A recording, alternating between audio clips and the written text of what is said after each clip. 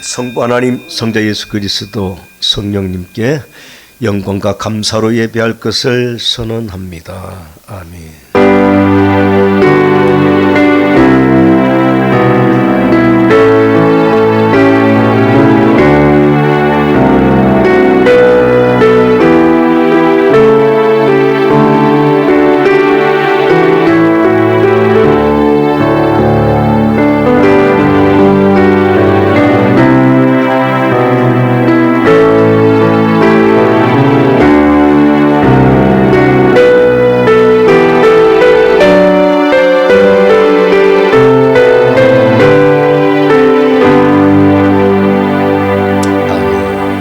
일어나서 개회 찬송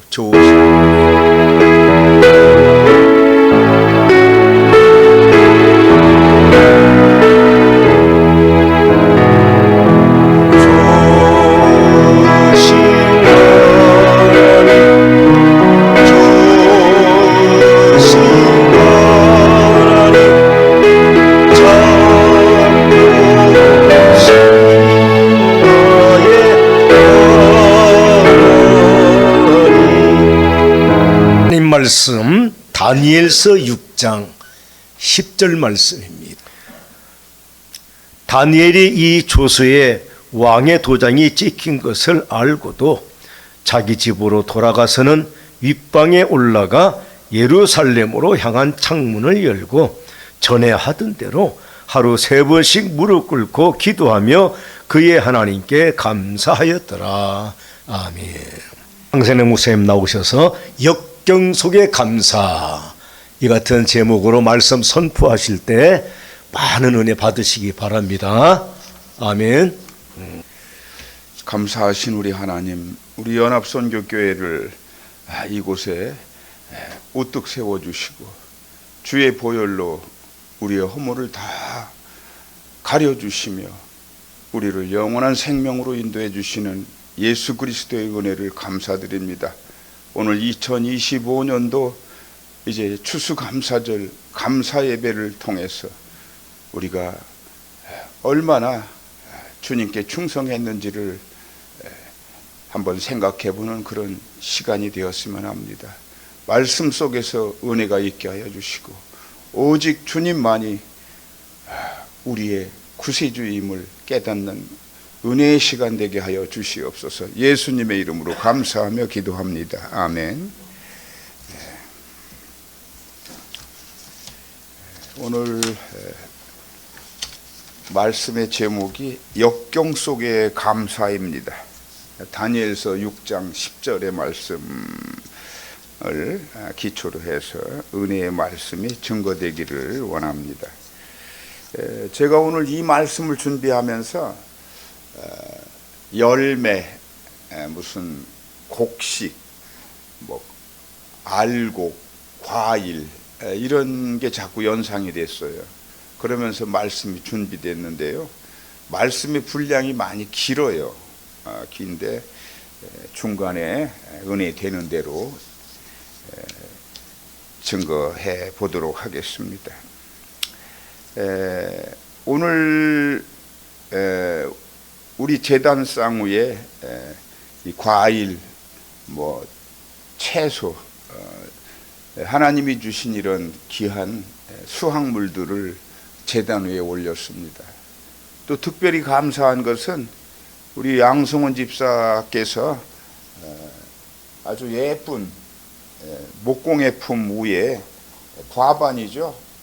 과일을 이렇게 진설할 수 있게 해준 그 은혜가 있다라는 거예요. 하나님께서 늘 우리가 무언가를 시작하면 열매를 맺게 하고 이루어 주시는 분은 하나님이시구나 하는 걸 느낍니다. 어떻습니까? 이 열매가 우리가 이렇게 익기까지는 농부들의 피와 땀이 반드시 수반되어야 한다는 거예요. 게으른 자는 먹지도 말라고 그랬어요. 그런데 상당히 우리 현대 사회를 살고 있는 크리스찬들이 게을르다 하는 생각들을 제가 많이 합니다. 오늘 이 재단 위에 우리 교회 2025년 추수감사가 무엇인가 그 내용을 스티커로 붙였어요. 가장 감사한 것은 장애인 공방 쉼터를 건립할 수 있게 되었다는 거예요. 우리 성도들께서 수고를 많이 하셨죠. 그런데 사람이 지나간 자리는 족적이 남아요. 항상 보면은. 제게 남은 게 있어요. 그게 은혜인데 아픔이에요. 아픔. 무슨 아픔입니까? 어깨가 아파요. 실제로. 여기 어떤 때는 들지를 못할 정도로 아픕니다. 손목이 아파요. 무릎도 아픕니다. 1시간 정도 자동차 운전을 하면 허리에서부터 이 오른쪽 이 무릎, 저 발목까지 쥐가 나는 그런 증상이 생겼어요. 왜 그렇죠? 흔적이 남은 거예요. 하나님이 이런 추수감사를 할 정도로 우리에게 은혜를 주셨죠. 문화복지센터를 개관해서 많은 지역에 연세가 높으신 어르신들이 찾아옵니다. 또 노인들에게 건강한 밥상을 차려줄 수 있게 되었다는 거예요. 이게 누가 할 수 있습니까? 이런 일을. 하나님이 허락하시고 하시게 하는 겁니다. 바로 이게 우리들의 추수감사라는 거예요. 또 감사한 것은 우리 박현아 선생께서 상당히 음해를 많이 당해요. 보면은 저희가 열심히 하는데 박수를 쳐주면 좋겠는데 뭐가 불만족인지 그런 소리를 제가 듣습니다. 열매가 뜰분 열매가 돼요. 그렇게 하면 달콤한 열매가 맺을 수 있도록 박수 쳐주고 격려해 줘야 됩니다. 문화센터에서 매주 금요일에 박해나 노래교실을 통해서 음악으로 힐링하는 어르신들이 많다라는 거예요. 그분들이 얼굴이 저보다 나이가 굉장히 많은데도 저보다 나이가 젊어 보이는 분들이 많아요.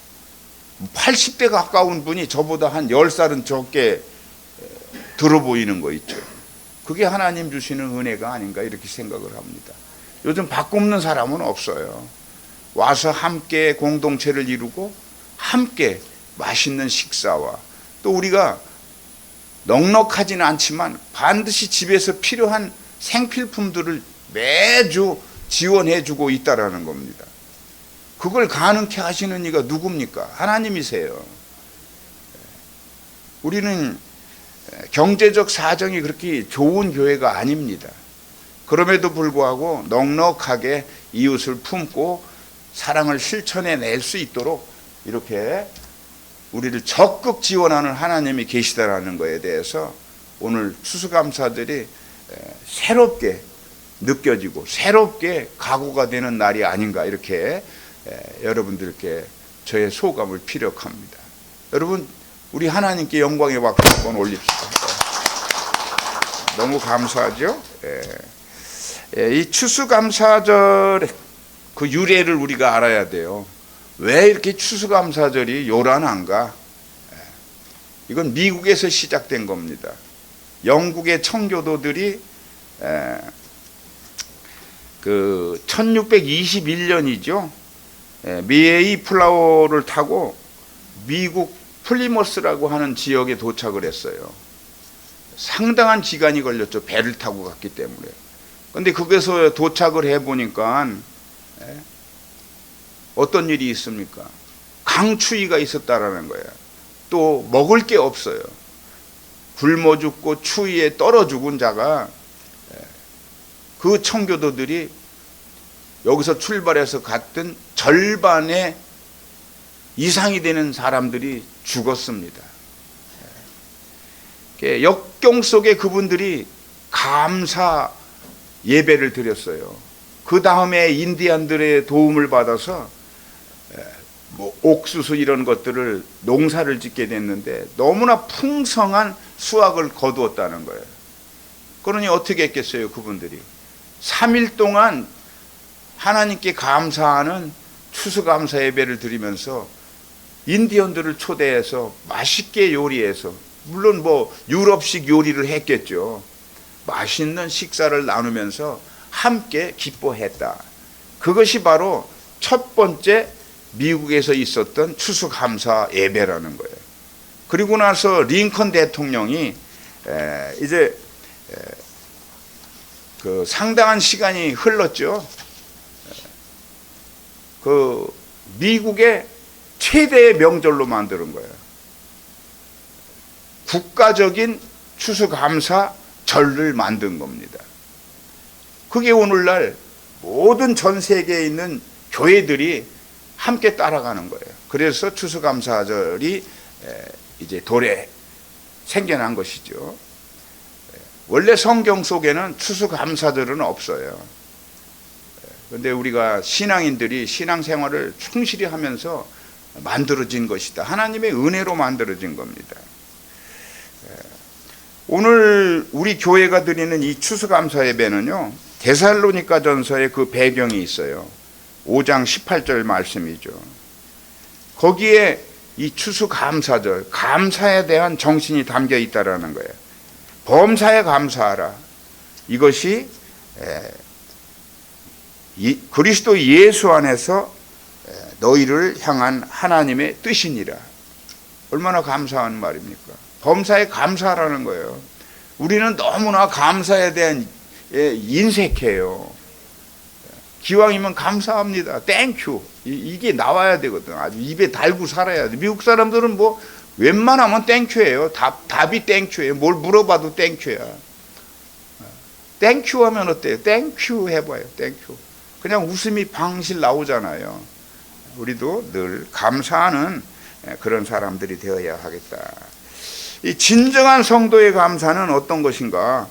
고난 속에서도의 하나님의 섭리를 발견해내는 것이라는 거예요. 나를 지으신 시가 하나님이시고 나의 모든 형편을 아시는 하나님께서 우리의 실패와 아픔까지도 온전하게 선을 이루어 주실 것을 믿는 그 신뢰하면서 나는 하나님을 믿습니다.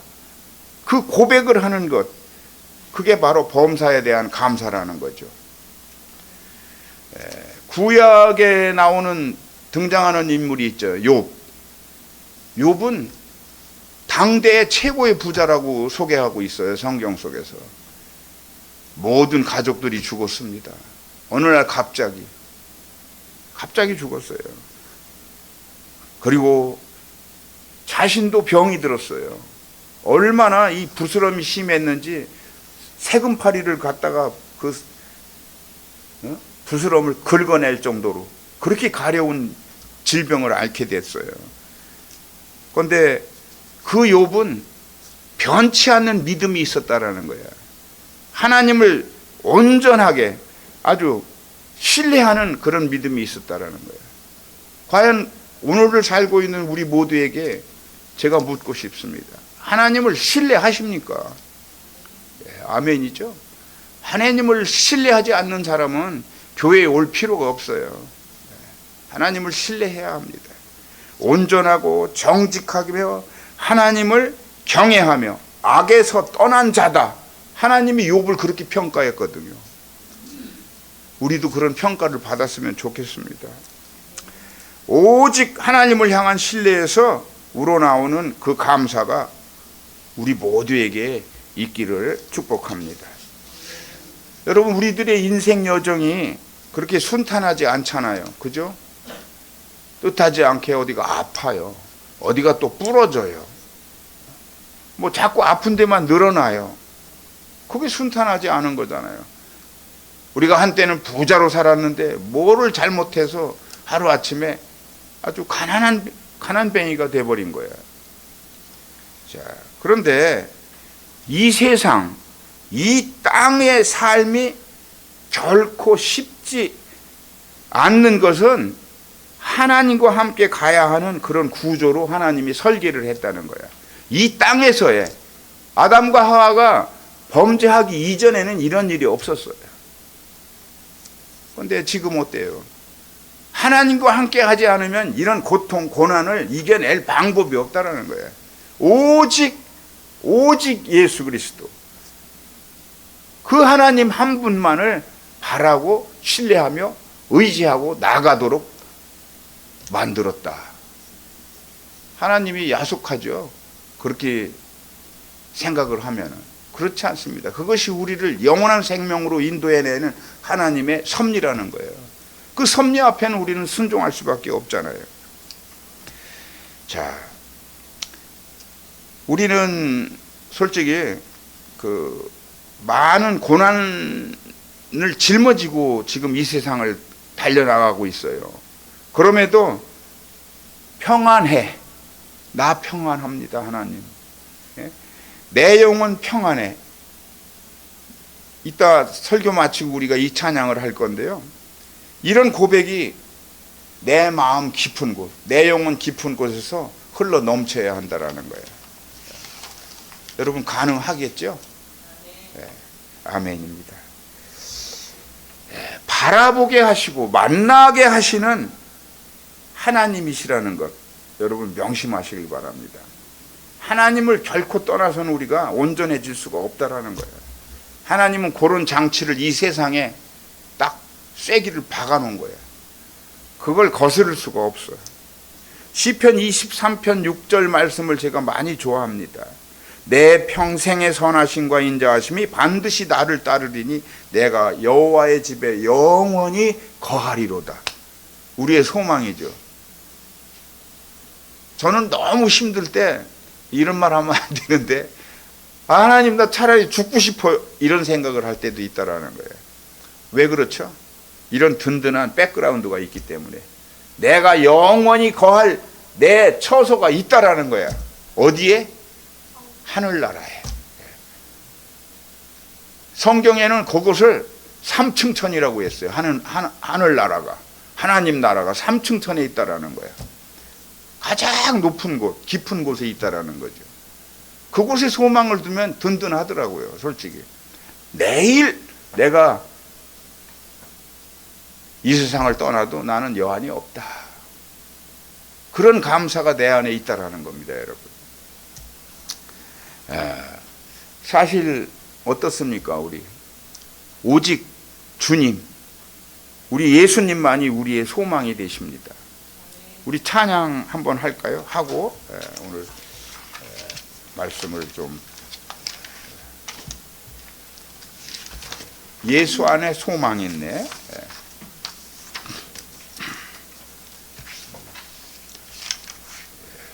1절, 3절 후렴 이렇게 부르도록 하겠습니다.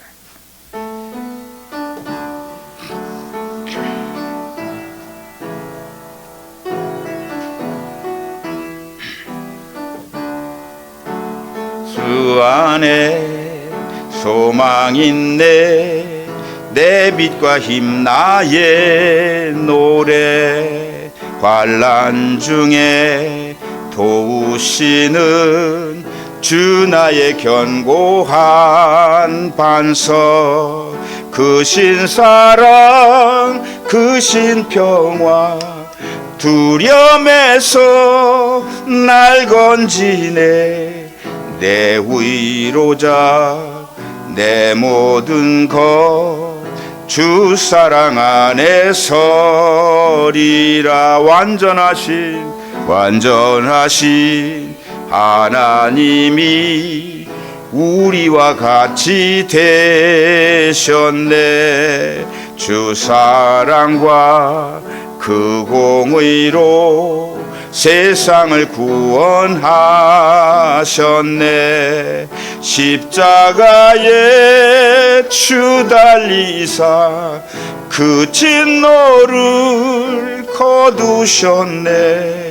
내 모든 죄 담당하신 주 은혜 안에 살리. 3절 죽임당한 세상의 빛 어둠 속에 누이셨네. 영광스러운 그의 날에 무덤에서 부활했네. 승리하신 우리 주님, 원수들을 물리쳤네. 나 주의 것, 주 나의 것, 주 보혈 안에 살리. 굳건한 반석, 굳건한 반석이시니 그 위에 내가 서리라. 그 위에 내가 서리. 굳건한 반석이시니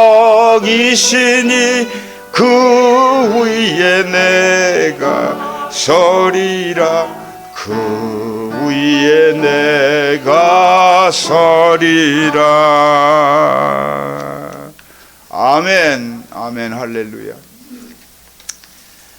우리나라와 이스라엘은 상당히 외적들로부터 침략을 당했고 도륙을 당했습니다.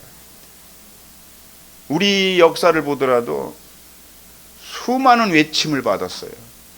그죠? 특히 일제의 탄압, 일제의 식민 지배를 받았습니다.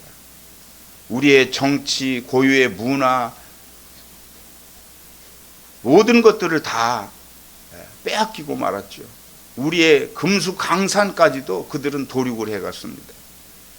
그러면서 신앙적인 탄압이 엄청났었죠. 우리 조상들은 어떤 신을 믿었습니까? 일월성신을 믿었어요. 샤머니즘에 빠져 있었죠.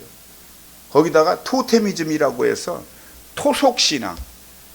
하나님은 우리 대한민국, 지금은 대한민국이지만 우리 민족을 미개한 민족으로 보신 겁니다. 이들을 구원하시겠다라고 하는 작정이 있었기 때문에 그런 침략을 통해서 우리가 각성하고 하나님께 부르짖는 백성들로 변화시킨 거예요. 이스라엘 역시 마찬가지잖아요. 그들이 얼마나 음란했다 합니까? 성경이 그렇게 말하고 있잖아요. 온통 음란. 그게 뭐죠? 우상을 섬겼다라는 거예요. 하나님을 배신하는 거예요. 하나님 선민으로 그들을 선택하시고 그들을 인도해 내신 하나님이신데 그 은혜에 감사하지 않았다는 거예요. 이중 플레이를 한 거죠, 인간들이. 그 무슨 일이 일어났죠? 홀로코스트 사건이 일어났어요. 히틀러에 의해서. 그 히틀러가 저지른 홀로코스트가 뭡니까? 불에 태워서 드리는 제사라는 뜻이에요. 그게 히브리 말이에요, 홀로코스트가. 유대인들이 쓰는 말이란 말이야. 유대인들이 어떻게 하나님께 과거 구약시대에 제사를 드렸습니까? 짐승을 대신 끌고 와서 내 죄를 짐승에게 뒤집어 씌워서 불을 살라 드리는 그런 제사를 드렸단 말이에요. 그걸 히틀러가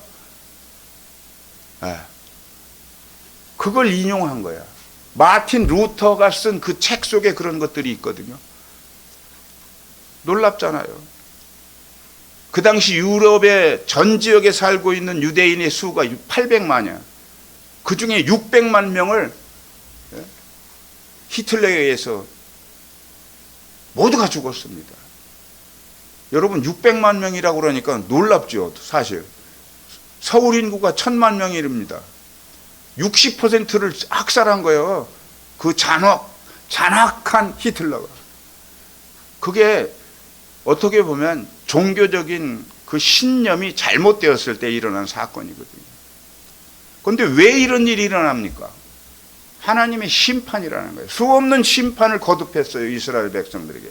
많은 선지자들, 많은 예언자들을 동원해서 너희는 더 이상 부패하면 안 돼. 경고해도 듣지 않을 때 어떻게 했죠? 오늘 본문 바로 다니엘서 6장 10절 말씀이 그 당시에 기록된 말씀이라는 거예요. 바벨론의 왕이 누구죠? 르붓간네살이라고 기록되어 있습니다. 이스라엘 남유다 그 르붓간네살이 1차 침공을 통해서 예루살렘을 짓밟아버렸어요. 아주 뭉개버렸어요.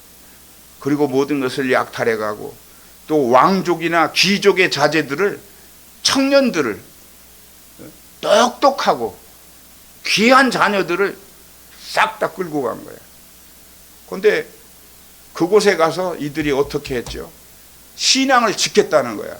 하나님을 향한 그들의 믿음, 그 신앙의 태도를 여전히 지켜냈다라는 거야. 어떻게 했죠? 예루살렘을 향해서 하루에 창문을 열어놓고 세 번씩 절하면서 기도를 했다는 거예요. 놀랍지 않습니까? 이 다니엘이라고 하는 이 사람이 놀라운 믿음의 실천자라는 거예요.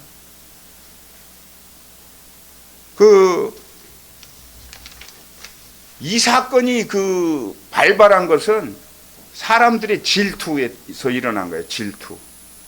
그 당시에 그 왕을 중심으로 한 많은 인사들, 요직을 갖고 있던 자들이 다니엘이 총리까지 갔잖아. 총리. 국무총리 시기 질투에 의해서 저를 처단해야겠다. 음모를 꾸민 거예요. 음모를. 응? 놀랍잖아요. 그 음모가. 다니엘이 분명히 하루 3번씩 예루살렘을 향해서, 그게 곧 하나님을 향해서 절하면서 기도했다라는 거거든요. 그런데 이들이 어떤 법령을 만들었죠? 왕 이외에는 신하가 아무에게도 절하지 못하도록 하라는 법을 만들었어요. 왕을 점점 더 높이려고 하는 그런 걸 보였지만 실제로는 왕을 높이는 게 아니고 다니엘 하나를 죽여버리려고 했던 작전이었다라는 거예요. 오늘 본문은 다니엘이 이 사실을 잘 알고 있었다라고 기록하고 있거든요. 다니엘이 이들의 그 음모를 다 알고 있어. 그 어인을 찍었단 말이야. 왕의 어인. 이거를 어기는 자는 어떻게 해? 죽임을 당하는 국법을 만든 거야. 왕의 도장이 찍힌 거야. 국법을 만들었어. 대한민국 국법을 어기면 우리는 처벌을 받잖아요. 똑같아. 그런데 어떤 처벌을 받아? 사자굴에 먹이로 집어 던져 넣는 거야. 꼼짝없이 죽잖아요. 굶주린 사자 앞에 인간이 들어가면 어떻게 사자굴에 그냥 다 찢어 발겨서 다 먹어버리지 않습니까? 그런 형벌을 나는 하나님을 믿기 때문에 나는 이걸 극복해낼 수 있다. 하나님이 나를 보호해 주실 거라고 하는 확신의 믿음이 있었다라는 거예요. 오늘 본문의 말씀이 바로 그거를 지금 우리에게 알려주고 있습니다. 자기의 신앙을 지켜낸다. 우리는 너무나 형편없어요. 우리는 좀 공동체 생활을 하면서 누가 조금 듣기 싫은 소리, 그게 자기 잘 되라고 하는 소리인데 그걸 받아들이질 못해. 녹여내질 못해. 에이, 교회 가기 싫어. 그만둬야지. 이런 생각들을 자주 한다는 거예요. 그런 사람들을 향해서 바로 이 말씀이 쓰여졌다는 거예요. 그건 안 된다. 그건 신앙이 아니다. 그건 믿음이 아니다. 하나님, 오직 한 분만을 바라고 나가는 믿음의 성도들이 되어야겠다라는 거죠. 자, 어떻습니까? 왕에게 고자질을 했을 거 아니에요. 그러면 소위 말하면 지금 경찰이나 검사들이 가서 저자가 정말 하루 3번씩 신하나 누구든지 어떤 사람이든지 절을 하면 안 된다고 돼 있잖아. 근데 하루 보니까 3번을 절을 꼬박 한단 말이야. 어떻게 됐죠? 국법의 처벌을 받아야죠. 사자굴에 던져진 거야. 그런데 그가 죽었을까요? 살았을까요? 하나님의 천사가 그를 보호하신 거야. 맹수의 주둥이를 고무줄로 동여 맸든지 하여튼 사자를 쓰다듬고 있었겠죠. 다니엘이 죽지 않고. 그게 바로 하나님이시라는 겁니다, 여러분. 이렇게 역경 속에서도 굴하지 않는 믿음이 필요하다라는 거예요. 오늘 말씀의 제목이 뭡니까? 역경 속에서도의 감사잖아요. 이스라엘 백성들이 홀로코스트, 또 세계를 유랑하고 뭐 정착할 데가 없는 거야. 600만 명이 죽었을 때 세상 사람들이 그들을 바라보고 뭐라고 그랬죠? 이제 하나님의 선민이라고 하는 저자들은 끝났다. 유대인의 세상은 없다. 하나님도 없어. 그렇지만 어떻게 했습니까? 그들은 독립국가를 기어코 세웠어요. 독립국가를 세웠잖아요. 지금의 이스라엘이 바로 그겁니다. 놀라운 사람들이잖아요. 늘 우리 뒤에는 하나님이 계시다. 그들은 그런 믿음을 갖고 있다라는 거예요. 자, 전에 하던 대로 하루 3번씩. 이게 굉장히 중요합니다. 전에 하던 대로. 처음 하나님을 만났던 그 초심을 잃지 말아야 하는 거거든요. 우리는 쉽게 변질돼, 쉽게 마음 상해해. 그거 바람직하지 않습니다. 보세요. 이 다니엘이라는 인물, 그의 기도가 예루살렘을 재건하는, 다 망가지고 다 회파된 예루살렘을 재건했다라는 거예요. 그의 믿음이, 그의 기도가. 아무리 큰 파도에도 끄떡하지 않는 바위처럼 반석이신 하나님께 닻을 내려놓고 기도를 했다는 거예요. 기도는 매우 중요한 것입니다. 우리의 기도는. 여러분, 기도 많이 하셔야 됩니다. 여호와는 나의 반석이시오, 나의 요새시오, 나를 건지시는 이시오, 나의 하나님이시오, 나의 피할 바위시오, 나의 방패시오, 나의 구원의 뿌리시오, 나의 산성이시로다. 물론 다윗의 시입니다만, 이게 이 시가, 이 찬송이 바로 오늘 고난 속에 이 세상을 살고 있는 우리 모두에게 큰 은혜가 되는 말씀이라는 것입니다. 우리 사랑하는 성도 여러분, 다니엘은 국법을 어긴 죄로 사자굴에 던져졌지만 그는 죽임당하지 않았다는 사실입니다. 다니엘을 보고 그 왕이 다니엘을 많이 사랑했어요. 사실 그 다음날 일찍이 그 사자굴로 달려갔어. 그 왕이. 얘가 죽었겠지, 사자밥이 됐겠지. 그런데 그 안에 있는 거야. 살아있는 거야. 얼마나 기뻐했겠습니까, 그 왕.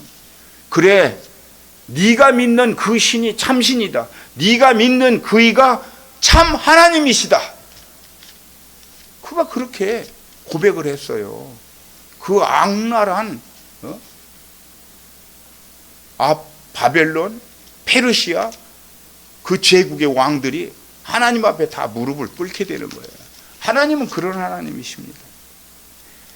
자, 우리 역경 속에 서서 감사할 수 있는 것은 우리가 하루하루 잘 살 수 있도록 생명을 주신 하나님께 감사드리는 것이다.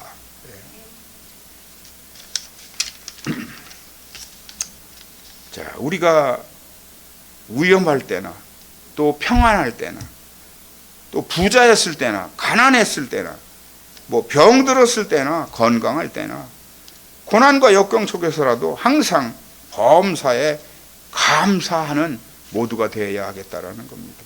오늘 말씀의 주제는 바로 그겁니다. 여러분 모두 지금까지 우리를 인도해 내신 이 하나님, 얼마나 감사한 하나님이십니까? 어떤 역경 속에서도 우리는 믿음의 품위를 잃지 말아야 됩니다. 우리는 굳건히 나의 믿음을 지켜내는 성도의 진정한 자세, 그 자세를 유지해야 하는 모두 되시기를 간절히 축원합니다. 기도하겠습니다. 감사하신 우리 하나님, 우리의 인생 여정은 왜 이렇게 고난과 역경의 연속인지 모르겠습니다. 하지만 오늘 귀한 말씀을 통해서 범사에 감사함으로 주님과 나 사이가 더욱 신뢰하는 사이, 하나님을 경외하는 그런 관계가 이루어지는 계기가 되었음을 말씀을 통해서 확신합니다. 우리의 생명이신 예수 그리스도의 이름으로 감사하며 기도합니다. 아멘.